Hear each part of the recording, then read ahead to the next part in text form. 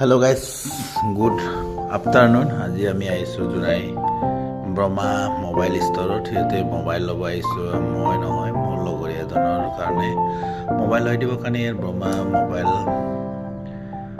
ষ্ট'ৰত সোমাইছোঁ। চাই ইয়াতে কি মোবাইল লাগে, বহুত দামী মোবাইলো পায়, কম দামৰ মোবাইলো পায়। চাব ইয়াত বহুত মানে কাষ্টমাৰ ভিৰ হৈ আছে এতিয়া।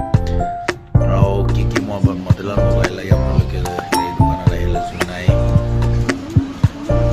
আছে আৰু মেইন টাউনতে আছে। আপোনালোকে আহি ল'ব পাৰিব।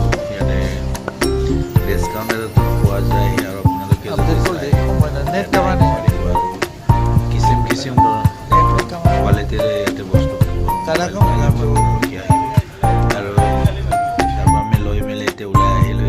আমাৰ লগৰীয়াটো ওলাই চাহ কফি খোৱা বুলি কৈছে, সেইকাৰণে অকণমান কফি দোকানত আহিলোঁ। ইয়াত আমি 5জন আহিছোঁ। 5জন আহি পিনে অকণমান এতিয়া কফি খাবৰ কাৰণে সোমাইছোঁ। এতিয়া আমি কফি খাওঁ।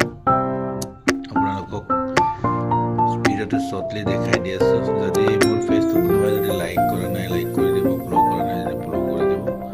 এতিয়া আমি কফি খাবৰ কাৰণে থিয় হৈ আছোঁ। কফি ওলাই দি আছে আৰু কফিৰ লগত কি খাম বুলি আমি আলোচনা কৰি আছোঁ।